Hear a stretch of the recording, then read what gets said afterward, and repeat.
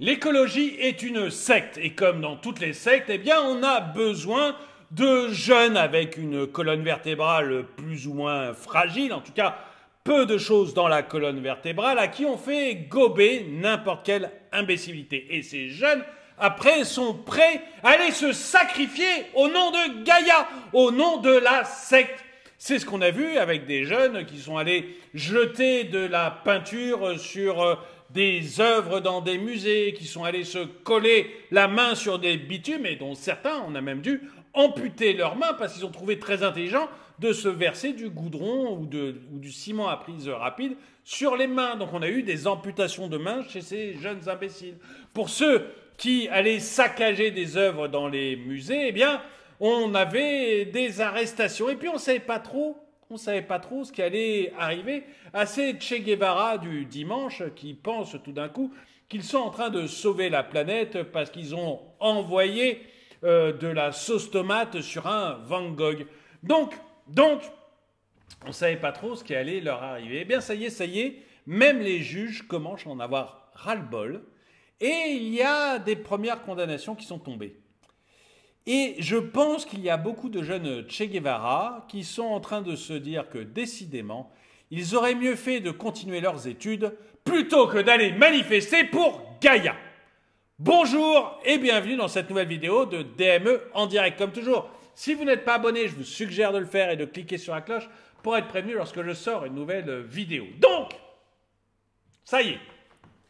Vous vous rappelez tous de ces jeunes plus ou moins décérébrés, avec des cheveux toujours plus colorés, qui sont allés s'attaquer à des peintures dans des musées, à des œuvres d'art, ou à des concerts, ou à tout ce qu'ils trouvaient, qui leur permettait d'avoir 5 minutes de gloire et d'essayer de faire passer le message de la secte. Certains, donc je l'ai dit, sont même allés sur les autoroutes, non seulement pour bloquer les voitures, mais pour se mettre du ciment à prise rapide sur les mains, et on a eu plusieurs amputations. Certains diront que, finalement, qu'est-ce que vous voulez, au moins ça élimine une partie des imbéciles, mais c'est quand même un peu dur de dire des choses comme ça, donc moi je ne le dirai pas. Mais voilà. Bon, donc... Ces jeunes, plusieurs se sont fait arrêter et ça y est, il y a eu des décisions de justice. Et vous allez voir que la justice, souvent je râle contre la justice, mais là la justice a eu la main lourde. Là, la justice a eu la main lourde ou à la hauteur, vous me direz ce que vous en pensez. Et je pense que enfin, on va dissuader des jeunes imbéciles, voilà. Et je ne dis pas ça méchamment en plus, jeunes imbéciles. Vous savez, je ne sais plus qui disait, un jeune, un garçon de 20 ans qui n'est pas de gauche, c'est qu'il n'a pas de cœur. Et un garçon de 50 ans qui est encore de gauche, c'est qu'il n'a pas de tête. Et c'est vrai que quand vous êtes jeune, vous vivez avec vos tripes. Vous vivez avec vos tripes et c'est un peu le problème de ces jeunes. Et c'est pour ça qu'on les envoie au charbon. Vous avez rarement des gens de mon âge qui vont se verser du bitume sur les mains sur une route parce qu'on réfléchit avec notre tête. Vous avez rarement des gens de mon âge qui vont saccager des œuvres d'art parce qu'on réfléchit. C'est aussi pour ça que c'est les jeunes qu'on envoie à la guerre. Et en fait, là, vous avez exactement ce côté-là, c'est-à-dire que on a des jeunes qui ne réfléchissent pas, qui pensent qu'effectivement, dans 10 ans, nous serons tous morts si on laisse la pollution continuer, ce qui n'a pas le moindre sens, mais peu importe. Et comme la justice ne faisait rien, eh bien, ils continuaient à faire ce genre de bêtises. Là, on va voir, comme la justice se met à taper du poing sur la table, ça va peut-être calmer tout le monde, et à mon avis, c'est une bonne chose. L'urgence climatique pousse certains militants à adopter des actions symboliques radicales pour attirer l'attention sur la nécessité de prendre des mesures immédiates. C'est vrai. Et je soupçonne certains garçons de le faire aussi pour attirer l'attention des jeunes femmes. Cependant, les répercussions légales à ces actes soulèvent des questions cruciales sur la frontière entre l'activisme et la désobéissance civile. Cet article explore le récent cas d'un collectif Dernière Rénovation condamné pour avoir aspergé de peinture la préfecture du Rhône. Examine les implications de cette affaire sur le mouvement écologiste. Condamnation sévère et la réaction du collectif. 3 militants de Dernière Rénovation ont récemment été condamnés à payer une somme considérable de 76 000 euros pour les frais de réparation de la préfecture du Rhône, un geste qualifié d'astronomique par le collectif. Oui, c'est astronomique et c'est très bien. Souvent, moi je sais, j'ai vu, je crois que c'est Place Vendôme ou dans des endroits comme ça, des endroits plutôt beaux, hein, tant qu'à faire, où on voit ces imbéciles qui arrivent avec de la peinture orange et qui aspergent les murs, le sol, les vitrines. Je me souviens, mais arrêtez-les, jugez-les et obligez-les à payer. Et je suis content de voir qu'en fait, ça y est, ça arrive. La préfecture du Rhône le fait. J'en suis ravi. Et 76 000 euros, c'est vrai que ça fait mal aux fesses, mais je vous assure que s'il y en a une, deux, trois peut-être, qui sont condamnés dans ces eaux-là, c'est terminé. On ne les verra plus, les idiots avec des pompes de peinture en train d'asperger les murs. On calmera tout le monde très vite. Et moi, je suis vraiment pour une justice qui est dure sur des choses comme ça, comme les émeutes, comme des choses. Je pense qu'il faut être très dur pour calmer tout le monde tout de suite et dire hop, terminé les gars. Si vous avez le droit de protester, vous avez le droit d'être pour l'écologie, vous avez le droit de penser qu'on va tous mourir dans 20 ans si jamais on ne fait pas les mesures nécessaires. Votez. Votez pour les Verts, votez pour Macron, vous voyez, il est au pouvoir, il est tout à fait dans cette optique-là, lui. Votez pour des gens qui vous représentent. N'allez pas saccager. C'est pas la même chose. Vous pouvez militer, vous pouvez faire du militantisme, vous pouvez manifester, on a le droit de manifester, vous ne saccagez pas. C'est simple. La limite, elle est là. C'est la propriété d'autrui, en fait, la limite. Cette condamnation a suscité une réaction ferme de la part du mouvement écologique qui a déclaré que la justice lyonnaise se positionnait du mauvais côté de l'histoire. Je pense que c'est ce qu'on dit à peu près toutes les tyrannies. Alors là, pour de coup, en discours fasciste ou bolchevique, à mon avis, c'est exactement ça. Vous êtes du mauvais côté de l'histoire. Les prévenus envisagent sérieusement de faire appel de cette décision, contestant la sévérité du jugement. Décision jugée abrupte. En plus de l'amende considérable, les militants ont également été condamnés à 1 000 euros d'amende avec sursis. Déjà, s'il y a 76 000 euros de réparation, bon, 1 000 euros de plus, ça va. Une décision qualifiée d'abrupte par les 3 personnes condamnées, soulignant ainsi la tension entre l'activisme écologique et le système judiciaire. Le collectif Dernière Rénovation estime que les demandes de réparation des parties civiles sont contestables, mettant en doute la légitimité du coût présenté lors du procès. Ça a été jugé valide. Alors, les 76 000 euros, ce n'est pas une amende, du coup, visiblement, c'est des dommages et intérêts pour ravaler la façade et remettre tout propre. Moi, ça me semble le minimum. 1 000 euros d'amende à côté, ça me semble aussi le minimum. À mon avis, c'est bien jugé, quoi. Je ne sais pas s'il y en a eu pour 76 000 euros de réparation, mais pas de raison de douter de la préfecture. Donc je trouve que c'est... Vous savez, c'est comme quand ils bousillent des bassines, où ils vont... j'ai vu des tweets là-dessus, où ils vont chez les agriculteurs. J'ai vu des tweets d'eux, hein, c'est eux qui les envoyaient en plus. Où ils se félicitaient d'aller chez les agriculteurs et de bousiller toute la plantation pour, alors disait-il, replanter eux-mêmes des trucs. Ou aller chez Lafarge et bousiller l'usine de Lafarge.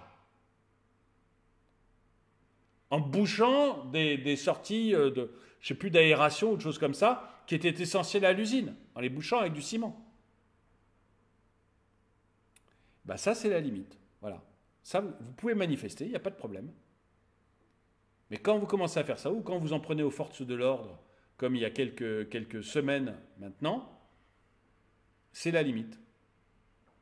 Là, c'est plus autorisé. Manifestez tant que vous voulez, casser le bien d'autrui, pour moi, c'est la limite. Et je trouve très bien que l'on mette des amendes lourdes et des dommages et intérêts lourds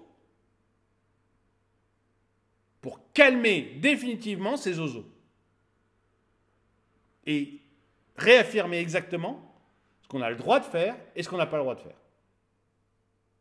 Dites-moi ce que vous en pensez dans les commentaires. Moi, c'est vraiment ce que j'attends de la justice. Voilà, souvent je râle contre la justice. Là, c'est vraiment ce que j'attends de la justice.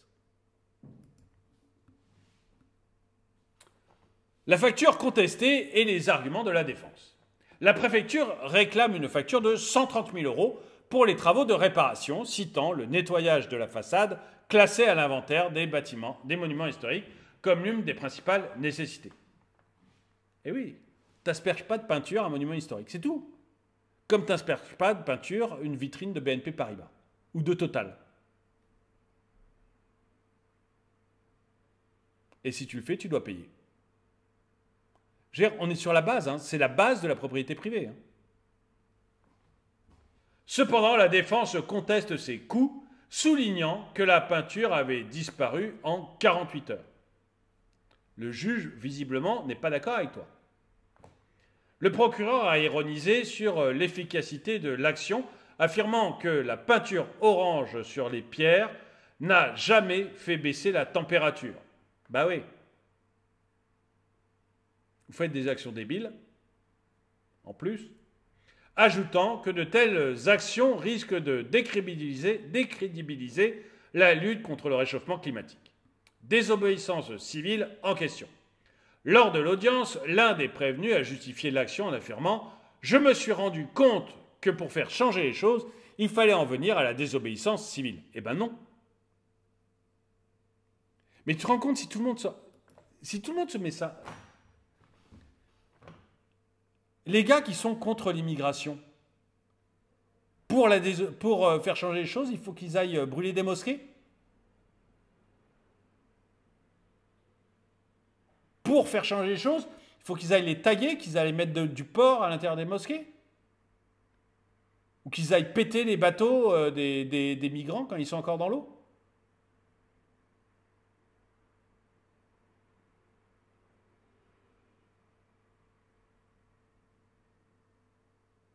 Les gars qui sont contre la religion, d'une manière générale, pour élargir le sujet, les athées, qui trouvent qu'il y a trop de religion, même chose, il faut qu'ils aillent bousiller des synagogues, bousiller des églises, bousiller des mosquées pour montrer à quel point l'athéisme c'est bien. Non. Il y a la propriété privée. Si on est athée, on discute pour montrer que son point de vue est le bon. Si on est contre l'immigration, on élit les gens des politiques qui sont contre l'immigration. Mais on manifeste. Mais on ne s'en prend pas à la propriété d'autrui.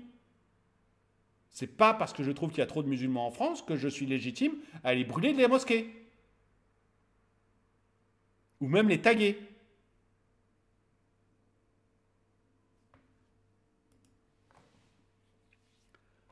J'ai pris volontairement des exemples qui vont dans le sens opposé de ce que pensent certainement ces jeunes, qui sont dans la bien-pensance, donc qui fatalement seront pour l'inclusion de tout le monde. Mais voilà.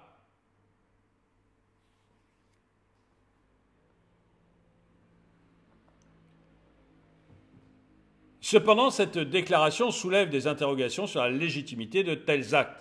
Un autre prévenu a insisté sur le fait qu'il n'avait jamais voulu dégrader le bâtiment. T'as balancé de la peinture orange, tu pensais que ça faisait quoi? J'ai jamais voulu dégrader le bâtiment. T'as balancé de la peinture orange dessus? Assume au moins! Assume! C'est le minimum! Vous êtes plus des bébés, les gars! Remettant en question la note globale des travaux nécessaires, surtout compte tenu de la disparition rapide de la peinture. Il y a une note de travaux, point. Il y a une facture, la préfecture vient avec la facture, ça m'a coûté tant, regardez monsieur le juge, voilà la facture, j'en ai pour 150 000 € de travaux. Je veux dire, Si tu voulais faire, je veux dire, t'as pas à contester ça, c'est tout. Il y a une facture, ils ont fait venir des artisans, ils ont dû payer. Point. Tu vas pas non plus leur contester les artisans qu'ils ont pris. Tu allé mettre de la peinture sur un monument historique, tu payes. Point. Et encore, et encore. Ça pourrait se terminer avec un peu de tôle aussi. Hein. Moi, je serais ravi, vous voyez, ils vont faire appel. Je serais ravi qu'en appel, on leur mette 3 mois de prison. Voilà. On laisse tout. On augmente peut-être même, mais on augmente peut-être même les sanctions. Vous voyez, 76 000, on passe à 80. T'insistes, mon gars? T'insistes? Ok. Bon, bah alors, c'est plus 76, c'est 80. Et en plus, tu vas me faire 3 mois de prison. Là, comme ça, je serais sûr, moi juge, hein, je me mets à la place de justice, pardon, mais là au moins je serais sûr que tu as compris le message. Et que le message, tout le monde l'a compris.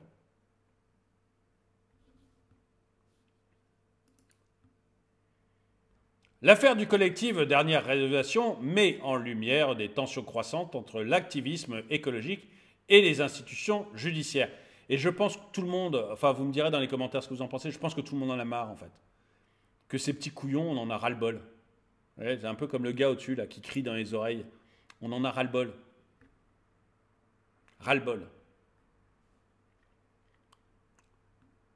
Alors que certains considèrent la désobéissance civile comme un moyen nécessaire de provoquer des changements, d'autres remettent en question ses impacts à long terme. Moi, je suis contre. Voilà, je suis contre. Enfin, tout dépend de ce qu'on appelle désobéissance civile, mais encore une fois, détériorer le bien d'autrui, je suis contre. Point. Il n'y a pas de discussion là-dessus, je suis totalement contre. Comme s'en prendre à des personnes, bien évidemment.